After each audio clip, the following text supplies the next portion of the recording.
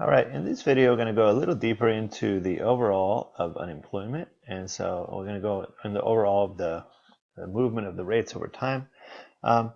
So first thing is it moves with the business cycle. So we can say that, well, this moves, it moves with the business cycle. So right, it moves with our business cycle. Okay, so what I'm talking about is, well, when in these recessions, these things are the ones that are marked with the shaded area. During recessions, it goes up, right? So, and during the good times, it goes down. So we're going up in recession, and then it's going down with expansion.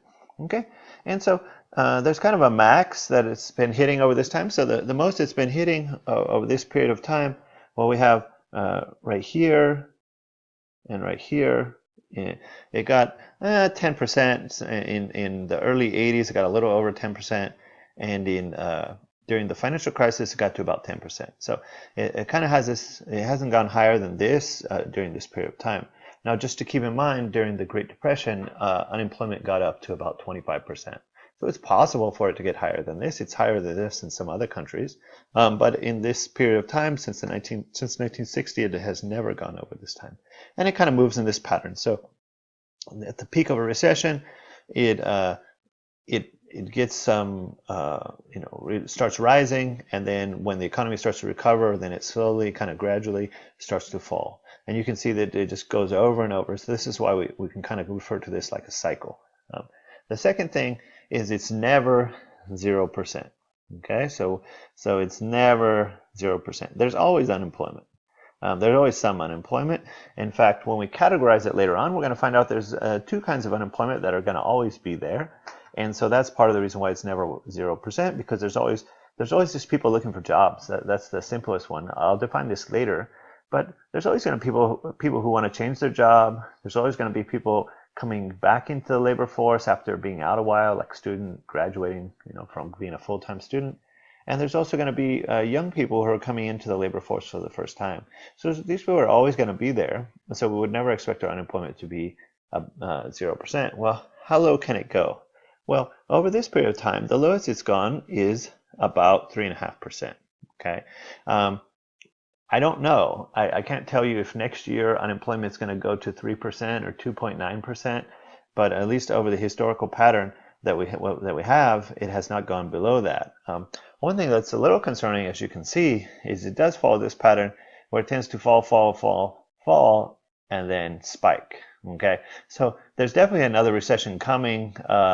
We don't know for sure when it will come or what's going to cause it, but this pattern is going to repeat itself. We're not going to stay in this good employment market that we're in right now forever. Okay, so this pattern will definitely repeat itself, although we have no idea when that will happen.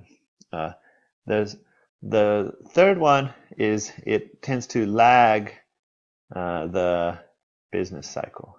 So moving with the business cycle. The business cycle is this cycle of the economy expanding and then going into recession and expanding again. So this is an indicator that when the economy is doing well, unemployment is falling, and when the economy is doing poorly, then unemployment is rising. But this tends to kind of lag the business cycle. So what I mean by lag, let me change this to maybe yellow. So what I mean by lag is even after recessions are over, and this is getting more pronounced these days, it can keep rising even after the recession is over. And sometimes it takes a while. The recession really hasn't got going, right? So, and before it starts to rise really a lot. And also the recession might have been over for a while before it really starts to fall. And the main reason for this lag is because we can see there's this kind of clear pattern where after the recession is over, the businesses will take some time to start hiring again, right? So it's not like there's some big announcement, oh, recession's over, guys, go ahead and start hiring. The firms will have to get confident that this is real, that the recovery is really happening, and there's other kind of reasons. So it'll take a while before they start to rehire. And also, so this process of continuing to lose jobs will kind of continue. We'll talk a little bit more about this in the discussion. The final one is there's there's kind of this long run average. So there's no long run up or down trend. There's no long run up or down trend. So what I mean by that, is it's not like over the long run, unemployment is just getting higher and higher and higher and higher, or over the long run, it's getting lower and lower and lower. Not really. It's not really doing that. It's kind of somewhere in the middle. So we can say, well, like if you kind of drew a line where the average, we can say, well, back in the 60s, it was kind of low. And then throughout the 70s and 80s, it was relatively high. Then in the 90s and 2000s, it was low again, and then it got high again. So, but over the long run, there's no super, like, it's not headed towards some extreme. So what this means is that this is kind of a positive thing. What this means is, well, the economy, because during this time, the population has grown a lot, right? But the economy is creating jobs for the new workers. That's what that means. So even though our economy, we have a lot more workers, both through natural population growth and through immigration.